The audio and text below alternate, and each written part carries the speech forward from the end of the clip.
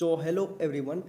आज का टॉपिक भारत का भूगोल में चैप्टर 4 था, जो कि इससे पहले वाला जो लेक्चर था, लेक्चर नंबर 29, वहाँ पे आपको जलवायु के बारे में बताया गया था। आई होप वो समझ में आ रहा होगा आपको और समझ में आ चुका होगा। उससे रिलेटेड जो शॉर्ट टाइप वीडियो था, जो जिसमें हमने चक्रवात के बारे में समझाया था, वो भी आपको समझ में आ गया होगा। हमने आपको यहाँ तक कवर करा चुका था। अब देखिए, इससे बाद चलते हैं, इसके बाद चलते हैं।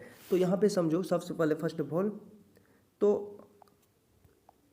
यहाँ तक हमने आपको कवर करा चुका था। तो इसके बाद समझते हैं ऊपर में जो पार्ट है। तो यहाँ पे फर्स्ट ऑफ ऑल समझो, यहाँ पे दक्षिणी दोलन क्या होता है, चलिए समझते हैं। तो किसी चीज़ को समझने से पहले आप उसे अंत तक देखो। अंत तक देखने पे प्रॉपर तरीके से उस पर जो अपना जो माइंड है उस पर लगा के रखो। किसी चीज़ के बारे में लगातार सोचने पे आपको गहराई से वो चीज़ समझ में आती है। तो आप इस वीडियो के लास्ट तक जुड़े रहिए ताकि आपको अच्छे से समझ में आएगा। तो अब यहाँ पे समझना दक्षिणी दोलन क्या होता है, यानी कि सदर्न ऑसिलेशन समझना। इसमें कुछ नहीं, बस छोटा सा टॉपिक है। इसमें दो महासागर है, दो महासागर का जो दाब है वो उस एक ठो में दाब बढ़ जाता था, एक महासागर में, दूसरा महासागर में दाब घट जाता था। तो उसी का दोनों का बीच का रिलेशन को हम दक्षिणी दोलन कहते हैं। ये सिंपल सी बात है जो कि आपको समझ में आ गया होगा। इसी को किताबी भाषा में चलिए समझते हैं। सबसे पहले यहाँ समझना, जब कभी भी हिंद महासागर की ऊपरी सतह का दाब अधिक हो जाता है। अब समझना, मान के चलिए यहाँ पे इमेजिन करो, यहाँ पे हिंद महासागर हमने बनाया, ठीक। तो हिंद महासागर का जो ऊपरी सतह है, तो इसका दाब मान लेते हैं, इसका दाब क्या है, अभी दाब बढ़ा हुआ है, ठीक। तो दाब अधिक है किसका, हिंद महासागर का, तो अधिक हो जाता है। जब इसका दाब अधिक हो जाता है तब जाके प्रशांत महासागर, एक और महासागर बनाता हूँ, चलिए ये प्रशांत महासागर हो गया। तो प्रशांत महासागर को मैं इस कलर से डिनोट दिखा देता हूँ। तो इसका इसमें लो प्रेशर, यहाँ पे इसका दाब क्या हो गया, इसका दाब कम हो गया, इसका दाब कम हो गया। तो आप यहाँ पे लिख सकते हो। और इसमें दाब क्या हो गया, ज़्यादा हो गया। तो आप ऐसे कर सकते हो, यहाँ पे इसका दाब कम हो गया, ऐसे हम दिखा सकते हैं। तो एक में इस तरह हुआ। तो जब कभी हिंद महासागर यानी इसका महासागर की ऊपरी सतह का दाब अधिक हो और जाता है, ऊपरी सतह का दाब क्या होता है, अधिक हो जाता है, और तब जाके प्रशांत महासागर यानी इस प्रशांत महासागर के ऊपर निम्न दाब बनता है। और इस पे क्या होता है, इस पे जब दाब अधिक होता है तो इस पे क्या होता है, निम्न दाब बन जाता है। और उसी प्रकार जब प्रशांत महासागर के ऊपर उच्च दाब की सृष्टि होती है, जब इस पे उच्च दाब होती है तब इस पे जाके निम्न दाब होती है, सृष्टि होती है, तब हिंद महासागर के ऊपर निम्न दाब बनता है। और दोनों महासागरों के इस उच्च एवं निम्न वायु दाबीय, और दोनों महासागर पे जो वायु का जो दाब है, एक ठो पे उच्च दाब होगा, एक ठो पे निम्न दाब होगा। इन दोनों का जो प्रक्रिया है चलते रहेगा। और इसी प्रक्रिया को हमने क्या कहा, दक्षिणी दोलन क्या कहा, जिसे हम कहते हैं सदर्न ऑसिलेशन, कहते हैं सदर्न ऑसिलेशन। समझ में आ गई बात, दक्षिणी दोलन कहते हैं, इसको नोट कर लेना। ये आपको, आई होप ये आपको प्रॉपर तरीके से समझ में आ गया होगा। अब चलिए दूसरा पार्ट देखते हैं। अब समझ लेना एल नीनो क्या होता है। इसमें होता है क्या, ऐसे समझो कि जैसे कि लू होता है, एक चीज़ होता है जिसके आने से वर्षा होगी एक जगह, जिसके आने से वर्षा नहीं होगी। तो उसी प्रकार से एक एल नीनो है, और एल नीनो का प्रभाव होता है। एल नीनो, इसके प्रभाव के कारण भारत में कम वर्षा होती है, और जहाँ एल नीनो होती है उसके प्रभाव के कारण बारिश कहाँ कम होती है। लेकिन इसका जो विपरीत होती है, जिसे हम कहते हैं ला नीना, और एल नीनो के विपरीत संकल्पना है, और इसके प्रभाव में भारत में वर्षा की मात्रा अच्छी रहती है, और लानिना के कारण भारत में वर्षा अच्छी होती है, प्रॉपर तरीके से होती रहती है बारिश। तो अब इतना तक तो आपको समझ में आ रहा होगा, बात आ चुका होगा। तो अब चलिए कोपेन का जलवायु का वर्गीकरण कर लेते हैं। अब यहाँ का टॉपिक समझना, तो इसको पढ़ रहे हैं तो इसमें समझना, कोपेन ने भारतीय जलवायु, यहाँ देखना, कोपेन ने भारतीय जलवायु प्रदेशों का 9 भागों में विभाजित किया जो निम्नलिखित है। और कोपेन ने क्या किया, भारतीय जलवायु प्रदेशों को हर अलग अलग राज्य के जो भारत के जो अलग अलग प्रदेश हैं, तो उसमें जो है अलग अलग प्रदेश से रिलेटेड जो है उसमें जलवायु के बारे में वर्णन किया। तो 9 भागों में विभाजित किया, किसमें, 9 भागों में विभाजित किया, निम्नलिखित है। चलिए समझते हैं।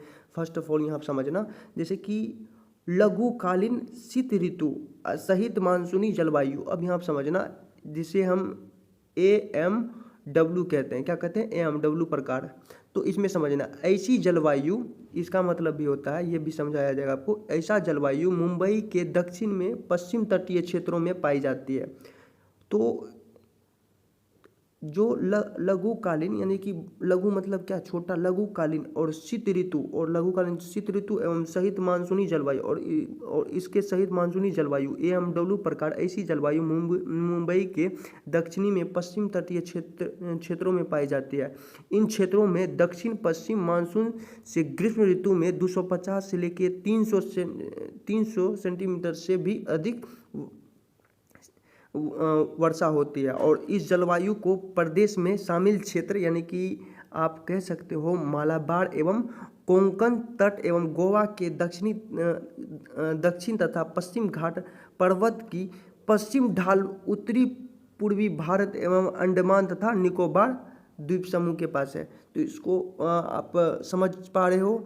तो वही कहा जा रहा है कि AMW जो है मुंबई के निकट जो है, यानी 250 से 300 सेंटीमीटर के से सभी अधिक वर्षा होती है। और इस जलवायु प्रदेशों में जैसे जो शामिल हैं जो राज्य, जैसे कि मालवाड़ हो गया, कोंकण तट हो गया, जो मतलब कि जो जगह है जैसे मालवाड़ एवं कोंकण तट हो गया, गोवा के दक्षिण तथा पश्चिमी घाट पर्वत की पश्चिमी ढाल आप देख पा रहे हैं, तथा उत्तरी पूर्वी भारत के अंडमान तथा निकोबार द्वीप समूह, ये सब जगह पे इससे प्रभावित हैं। तो ये आपको समझ में आ गया, तो इसको नोट डाउन कर लेना, याद कर लेना, और ये आपको याद करना, ये कोड वर्ड है, इसे समझ लो। तो अब दूसरा टॉपिक समझना, उष्णकटिबंधीय। अब उष्णकटिबंधीय जो है सवाना जलवायु प्रदेश, सवाना जलवायु प्रदेश समझो। उष्णकटिबंधीय मतलब सवाना जलवायु प्रदेश, जिसे AW से डिनोटेट करते हैं, AW प्रकार इसे बोलते हैं, टाइप है। AMW प्रकार हो गया, और AW प्रकार में सवाना आ जाएगा, सवाना का जलवायु प्रदेश, ठीक। तो यह जलवायु जो है कोरोमंडल एवं मालबार तटीय क्षेत्रों के अलावा जैसे प्रायद्वीपीय पठार के अधिकांश भागों में पाई जाती है। और इस जलवायु क्षेत्र की ऊपरी सीमा लगभग कर्क रेखा से मिलती है। और जो सवाना प्रदेश जो है ये इसका जो ऊपरी जो सीमा है वो लगभग कहाँ, कर्क रेखा से, लगभग कर्क रेखा से मिलती है। और अर्थात यह जलवायु कर्क रेखा के दक्षिण में स्थित प्रायद्वीपीय भारत के अधिकांश भागों में पाई जाती है। जैसे कि यहाँ सावना, जैसे यहाँ देखो सवाना प्रकार की वनस्पति पाई जाती है, कि सवाना प्रकार की वनस्पति पाई जाती है। और इस प्रकार के प्रदेश में ग्रीष्मकाल में दक्षिण पश्चिम मानसून से लगभग 75 सेमी वर्षा होती है, कितना 75 सेमी वर्षा होती है, तथा शीतकाल सूखा रहता है। और शीतकाल में क्या रहता है, सूखा रहता है। तो ये भी आपको समझ में आ रहा होगा, आ चुका होगा। अब आगे का टॉपिक समझो। शुष्क मतलब क्या होता है, ठंडा। तो यहाँ पर समझना, शुष्क ग्रीष्म ऋतु, आर्द्र शीत ऋतु सहित मानसूनी जलवायु, यानी कि इसे हम कहते हैं AS प्रकार। क्या है ये, कौन सा प्रकार है, AS प्रकार। यह जो है यह वह प्रदेश है जहाँ शीतकाल में वर्षा होती है। यहाँ पे जो है ना, शीतकाल मतलब क्या, ठंडी में वर्षा होती है। और ग्रीष्म ऋतु सूखा रहता है। और इसमें ग्रीष्म ऋतु जो होता है गर्मी के समय में क्या होता है, वह सूखा रहता है। यहाँ शीत ऋतु में उत्तर पूर्वी मानसून लौटते हैं। और शीत ऋतु में कौन से मानसून लौटते हैं, ये देखिए क्वेश्चन पूछा जाएगा, इसे घुमा फिरा के आप नोट करके आप अच्छे से पढ़ना डिटेल में, थोड़ा सा गहराई में, ताकि आप फंसो ना कोई सा एग्जाम में। तो शीत ऋतु में उत्तर पूर्वी मानसून लौटते हैं। तो लौटते हुए मानसून से अधिकांश वर्षा होती है। और शीत ऋतु में जब उत्तर पूर्वी मानसून लौटते हुए मानसून से अधिकांश वर्षा होती है, तो वर्षा ऋतु की मात्रा शीतकाल में लगभग 75 से 100 सेमी तक होती है। वर्षा ऋतु में 75 से 100 सेमी तक होती है। इसके अंतर्गत तटीय तमिलनाडु और आंध्र प्रदेश के सीमावर्ती प्रदेश आते हैं। ये कौन से प्रदेश आते हैं, तटीय तमिलनाडु एवं आंध्र प्रदेश के सीमावर्तीय प्रदेश आते हैं। चलिए ये भी आप नोट कर लेना। चलिए ये हो गया 3 नंबर तक। चौथा समझना, अर्ध शुष्क स्टेपी जलवायु, यहाँ रखना BSHW प्रकार, ये प्रकार याद रखना। अर्ध शुष्क स्टेपी जलवायु BSHW प्रकार, यहाँ वर्षा ग्रीष्मकाल में यानी गर्मी में 30 से 60 सेमी होती है। और तथा शीत ऋतु में वर्षा का अभाव रहता है। और शीत ऋतु में वर्षा का क्या होता है, अभाव रहता है। यहाँ स्टेपी प्रकार की वनस्पति पाई जाती है। स्टेपी प्रकार की वनस्पति पाई जाती है, यानी कि जंगल वन स्टेपी प्रकार की पाई जाती है। और इसके अंतर्गत मध्यवर्ती राजस्थान हो गया, पश्चिमी पंजाब, हरियाणा, गुजरात के सीमावर्ती क्षेत्र एवं पश्चिमी घाट का वृक्षाया प्रदेश शामिल है। ये सब जो है प्रदेश इसमें शामिल है। चलिए ये भी आपको याद हो गया। तो अब 5 समझना, टॉपिक 5। तो उष्ण मरुस्थलीय जलवायु समझना, यानी BWHW। तो यहाँ वर्षा काफ़ी कम होती है। यहाँ क्या होता है, वर्षा बहुत काफ़ी कम होती है और 30 सेमी वार्षिक से भी कम, यहाँ देखना 30 सेमी वार्षिक से भी कम, तथा यहाँ पे वर्षा बहुत कम होती है और 30 सेमी वार्षिक से भी कम, तथा तापमान अधिक रहता है। यहाँ टेम्परेचर बहुत ज़्यादा रहता है और यहाँ प्राकृतिक वनस्पति कम या नगण्य पाई जाती है। यहाँ जो है जो नेचर के रूप में जो प्राकृतिक वनस्पति जो वन सब जो हैं तो वो वृक्ष सब कम पाए जाते हैं, लगभग नहीं के बराबर पाए जाते हैं। और यहाँ कांटेदार और पाए जाते भी है तो कौन से वृक्ष, कांटेदार मरुस्थलीय वनस्पति पाई जाती है। जो मरुस्थलीय मतलब जिसका मृदा मरा हुआ है वहाँ पे जो है कांटेदार वृक्ष पाए जाते हैं। तो क्लियर, ये आपको समझ में आ चुका है। तो इस प्रदेश के अंतर्गत राजस्थान का पश्चिमी क्षेत्र आ जाता है और उत्तरी गुजरात एवं हरियाणा का दक्षिणी भाग भी शामिल है इसमें। चलिए ये नोट कर लेना, प्रकार याद रखना। शुष्क शीत ऋतु की मानसूनी जलवायु समझना, शुष्क शीत ऋतु की मानसूनी जलवायु समझना, CWG प्रकार है इसका मतलब। तो इस प्रकार की जलवायु जो है गंगा के अधिकांश मैदानी इलाकों, उत्तर प्रदेश, बिहार, अब देखिए अब अपना बिहार में कौन से 6 में बोल रहा है, शुष्क शीत ऋतु की मानसूनी जलवायु जो है CWG प्रकार कहाँ, बिहार में आते हैं हम लोग। तो इस प्रकार की जलवायु जो है गंगा के अधिकांश मैदानी इलाका में हम लोग रहते हैं। मैदानी इलाका जैसे उत्तर प्रदेश हो गया, बिहार हो गया, पूर्वी राजस्थान हो गया, असम, यहाँ पे देखना मालवा के पठारी भागों में पाई जाती है। तो आई होप यहाँ तक आपको हमने कंप्लीट कराया है, ये आपको समझ में आ चुका होगा। तो चलिए इससे कुछ जो इस चक्रवात के बारे में बताया था उससे रिलेटेड जो इससे पहले जो शॉर्ट टाइप 5 मिनट का लगभग वीडियो था, तो उसके बाद मैं थोड़ा सा टॉपिक बता देता हूँ। यहाँ पे देखना, जैसे चक्रवात के बारे में मैंने पहले से फिगर ड्रॉ कर दिया है ताकि आपको समझ में आ सके। अब यहाँ चक्रवात की दिशा, सबसे पहले एक चीज़ समझना, चक्रवात क्या होते हैं ये हमने आपको इससे पहले बता चुका है चक्रवात क्या होते हैं।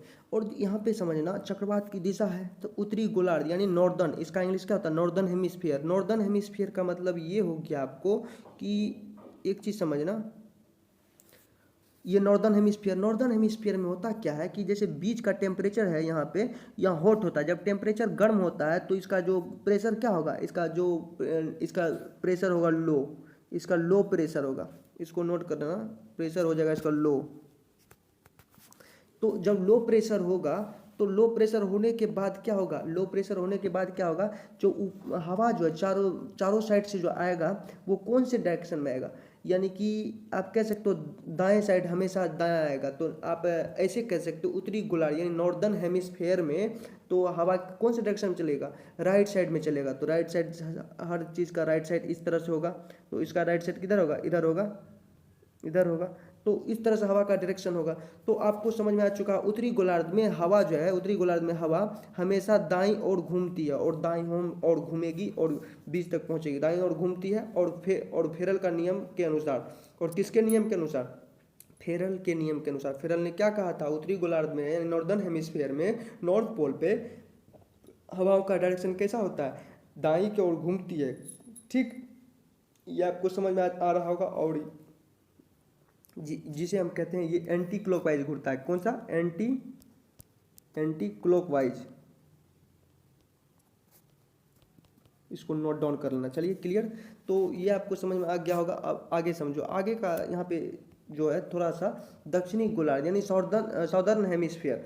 अब यहाँ पे समझना साउदर्न हेमिस्फीयर क्या कह रहा है कि जो इसमें जो है मतलब कि साउथ पोल पे आप कह सकते हो जो हवा जो है लेफ्ट साइड में घूरेगी। तो लेफ्ट साइड में ये फेरल के नियम के अनुसार तो पहले तो हमने इससे पहले पढ़ा कि जो हवा का डायरेक्शन है राइट साइड है, यहाँ पे इधर से इधर राइट साइड। लेकिन यहाँ पे हमने देखा कि हवाओं का डायरेक्शन किधर है, इधर है, यानी कि लेफ्ट साइड है। तो हर का सब का जो जिधर से एरो है तो सब जगह से लेफ्ट साइड इस तरह से हवा घूरेगी। तो आप कह सकते हो ये हो गया आपको क्लॉकवाइज, ये घूरेगा आपको क्लॉकवाइज, घड़ी इस दिशा में घूरता है इसलिए क्लॉकवाइज ये हो गया। और यहाँ पे बीच में जब इसका टेम्परेचर क्या है, अधिक है, हॉट है, मतलब बहुत ज़्यादा गर्म है, तो प्रेशर क्या होगा, लो होगा। प्रेशर लो होगा। चलिए, प्रेशर आपको पता चल गया लो है, इसको नोट डाउन कर लेना। तो चलिए, यहाँ पे हमने कंप्लीट करा दिया है आपको, और इसका पार्ट में फिर लेके आऊँगा। ये लेक्चर नंबर 30 था जो हमने आपको कराया कवर, तो इसका नेक्स्ट पार्ट लेकर आऊँगा। आई होप ये आपको समझ में आ गया होगा। तो अगर नहीं, जिन विद्यार्थियों को समझ में आया, फिर से आप रिवाइज करके देखो और इसको नोट डाउन कर लो। ये किसी भी कॉम्पिटिटिव एग्जाम के लिए बहुत इंपॉर्टेंट टाइप है, तो आप इसको नोट कर लेना। तो थैंक यू, धन्यवाद। फिर मिलेंगे नेक्स्ट पार्ट में इसका। अगर ये आपको पसंद आया तो ज़्यादा से ज़्यादा शेयर करें, लाइक करें, सब्सक्राइब करें, ताकि अगले वीडियो का नोटिफिकेशन आपके मोबाइल में जल्द से जल्द आए। थैंक यू, धन्यवाद।